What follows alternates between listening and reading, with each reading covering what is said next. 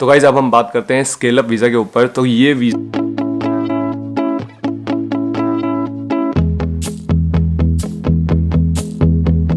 Hello guys, once again welcome back on the video. तो भाई आज की इस वीडियो में हम बात करने वाले हैं दो इंपॉर्टेंट वीज़ाज़ के ऊपर, जो लेटेस्ट अपडेट उनके बारे में आई हुई है उसके बारे में हम बात करेंगे। हाई पोटेंशियल इंडिविजुअल वीज़ा एक है और एक है स्केल अप वीज़ा। ठीक है, इन दोनों के बारे में डिटेल में आप लोगों के साथ बात करने वाला हूँ। तो और सबसे पहले तो मैं बता दूँ कि भाई इन दोनों वीज़ाज़ की स्टार्ट डेट क्या है और क्या अपडेट आई है। वैसे अपडेट जो है वो गुड न्यूज़ भी है, बैड न्यूज़ भी है। स्टार्ट डेट है जो हाई पोटेंशियल इंडिविजुअल वीज़ा है, जिसको HPI या ऐसे बोलते हैं, तो वो जो है वो स्टार्ट होने वाला है 30 मई से। ठीक है, और जो दूसरा वाला है स्केल अप वीज़ा है वो अगस्त में जाके कहीं स्टार्ट होगा। तो ये बात सही है कि भाई और ऑप्शंस बढ़ गए हैं। ठीक है, कि भाई जो यहाँ पे आना चाहते हैं उनके लिए और वीज़ा कैटेगरीज और ऑप्शंस भी ओपन हो गए हैं। स्पॉन्सर्ड वीज़ा या फिर वर्क परमिट या Tier 2, इनके अलावा भी कुछ और नए ऑप्शंस गवर्नमेंट ने प्रोवाइड कर दिए हैं, which is really good thing. ठीक है, अब हम बात करते हैं कि भाई इसमें क्या चेंज आया है। सबसे पहले जो चेंज जो गवर्नमेंट ने ये कंफर्म किया है कि भाई ये पॉइंट बेस्ड सिस्टम के हिसाब से काम करेंगे। मतलब जैसे पॉइंट बेस्ड सिस्टम क्या होता है कि भाई जहाँ पे आपको पॉइंट्स कलेक्ट करने होते हैं डिफरेंट क्राइटेरियाज को फिलफिल करके। तो अब इसमें क्या है, सबसे पहला जो क्राइटेरिया है जिसमें सबसे बड़े पॉइंट्स मिलेंगे, 50 पॉइंट मिलने वाले हैं, वो है कि भाई आपकी जो डिग्री है, जो आपने डिग्री करी है, तो जो यूके गवर्नमेंट का जो कहना है कि जो आपकी यूनिवर्सिटी है वो होनी चाहिए टॉप यूनिवर्सिटीज। टॉप यूनिवर्सिटी इन्होंने एक स्पेसिफिक टर्म दे रखी है, जैसे कि इन्होंने बोला है who have graduated from A qualifying top overseas university with in the last 5 years. इसका मतलब ये है कि भाई आपने जब डेट ऑफ एप्लीकेशन होगा उसके 5 साल पहले आपने अपनी पढ़ाई कंप्लीट कर रखी हो, चाहे बैचलर्स या मास्टर्स चाहे PhD, what ever it is. ठीक है, तो उसके बेस पे आपको वो जो पॉइंट्स हैं 50 पॉइंट्स मिलेंगे। अब देखा जाए तो ये कैसे गवर्नमेंट कंसिडर करेगी भी कौन सी यूनिवर्सिटी टॉप यूनिवर्सिटीज काउंट होती है, नहीं कौन सी यूनिवर्सिटी है। तो इन्होंने 3 क्राइटेरियाज बताए हैं। ठीक है, मैं नीचे आप लोगों को देख सकते हो स्क्रीन पे कि भाई इन्होंने बोला है कि भाई to qualify a non UK university. सबसे पहले तो नॉन यूके यूनिवर्सिटी होनी चाहिए कि भाई यूके की यूनिवर्सिटी नहीं होनी चाहिए, वो आउटसाइड यूके होनी चाहिए। तो जो भी स्टूडेंट्स यहाँ पे पढ़ रहे हैं यूके के अंदर या यूके में डिग्री अपनी कंप्लीट करेंगे, तो डेफिनेटली वो तो इस जो भी एक नई चीज़ आई है उसमें क्वालिफाई होते ही नहीं है। ठीक है, तो वो ही क्वालिफाई होते हैं जिन्होंने यूके की यूनिवर्सिटी से कोई डिग्री नहीं करी है। तो इनका कहने का मतलब है कि भाई UK must appear on at least 2 of the following university rankings. तो इन्होंने यूनिवर्सिटी रैंकिंग किस तरह से कैलकुलेट करने वाले हैं, उन्होंने 3 क्राइटेरिया बताए हैं, या फिर मतलब 3 पैरामीटर्स कह लो। उन 3 पैरामीटर्स में से कोई भी 2 पैरामीटर्स को देखेंगे और उनमें अगर आपकी यूनिवर्सिटी आती है, उनमें अगर आपकी यूनिवर्सिटी क्वालिफाई करती है जहां से भी अपनी अपनी पढ़ाई कंप्लीट करी है, then definitely they will consider. तो सबसे पहला इन्होंने बोला Times Higher Education World Rankings, और उसके बाद बोला है वर्ड ऐसा है Quacquarelli Symonds World University Rankings. The third is the academic ranking of the world university. So ये 3 क्राइटेरिया हैं, इनमें से 2 कोई से भी कंसिडर करने वाले हैं वो, और उसके बेस पे आपको 50 पॉइंट्स मिलेंगे। ठीक है, उसके बाद आती है अगले 10 पॉइंट। अगले 10 पॉइंट होते हैं इंग्लिश रिक्वायरमेंट के। तो इंग्लिश रिक्वायरमेंट भाई आइल्स हो गया, अगर आपने वो क्लियर कर दिया आप, तो उसके हिसाब से आपको इंग्लिश के 10 पॉइंट्स मिल जाते हैं। ठीक है, या फिर B1 लेवल होता है अगर वो क्लियर करना होता है। तो मतलब जो भी आइल्स की रिक्वायरमेंट, जो इंग्लिश की रिक्वायरमेंट्स होती है डिफरेंट होती है। तो ये नहीं होता कि सिर्फ आइल्स ही होता है, और भी एग्जाम्स होते हैं, अगर आप उनमें क्लियर कर देते हो तो आपको पॉइंट्स मिल जाते हैं। थर्ड आता है आपको बाकी के 10 पॉइंट, 60 हो गए, 70 चाहिए आपको टोटल। 70 अगर चाहिए तो थर्ड आता है जो आपकी फाइनेंशियल फिगर्स मतलब कि भाई आपकी फाइनेंशियल डिपेंडेंस वो दिखानी पड़ेगी। तो वो दिखाने के लिए क्या दिखाना पड़ेगा आपको, एटलीस्ट 1300 पाउंड, अराउंड कह लो, मतलब 1260 है कुछ, अराउंड 1300 पाउंड के करीब आपके अकाउंट में होने चाहिए with in the last 28 days. ठीक है, उसको अगर 30 दिन भी कर दो, लगातार होने चाहिए, एक दिन भी कम नहीं होने चाहिए उससे।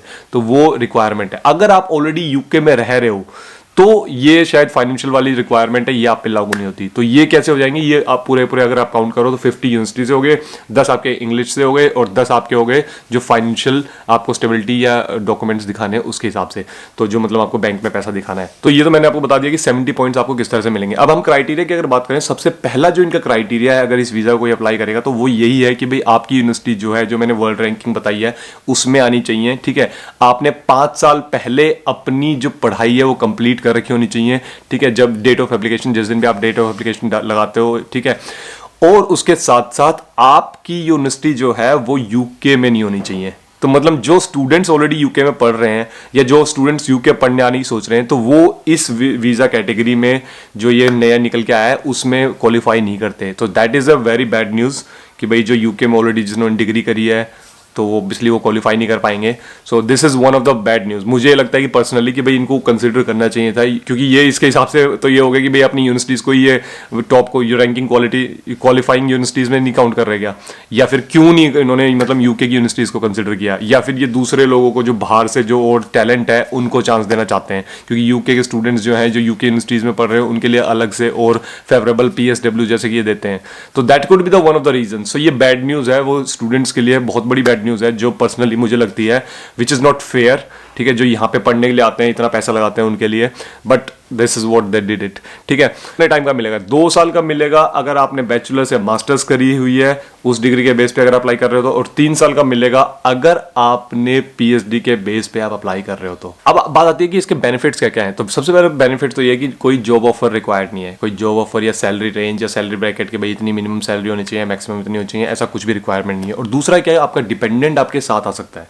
तो मतलब आपके एम्प्लॉयर को कोई भी सैलरी से रिलेटेड या फिर कोई स्किल से रिलेटेड कुछ डेमोन्स्ट्रेट करने की जरूरत नहीं है, प्रूव करने की जरूरत नहीं है, और वो आपके डिपेंडेंट आपके साथ आ सकता है। तो गाइस अब हम बात करते हैं स्केल अप वीजा के ऊपर। तो ये वीजा शुरू होने वाला है 22 अगस्त से। ठीक है, इसकी रिक्वायरमेंट्स क्या है? मतलब इसमें सबसे पहले जो रिक्वायरमेंट अगर आप अप्लाई कर रहे हो तो ये है कि भाई आपकी जो सैलरी है वो 33,000 की होनी चाहिए, एम्प्लॉयर इतनी आपको ऑफर करे। Have a job offer which is skill to graduate level और above which is higher than the skilled worker skill level from authorise UK scale up company. ठीक है, स्केल अप कंपनी क्या होती है इसके बारे में अभी बताऊंगा, आप लोगों को समझाऊंगा आगे कि भाई यूके के हिसाब से या गवर्नमेंट यूके भी के हिसाब से स्केल अप कंपनी कौन सी हो सकती है, स्केल अप वीजा में कौन सी कंपनीज हैं जो आपको स्पॉन्सर कर सकती हैं या आपको ये वीजा लगवा सकती हैं, वो मैं अभी बताता हूँ आगे।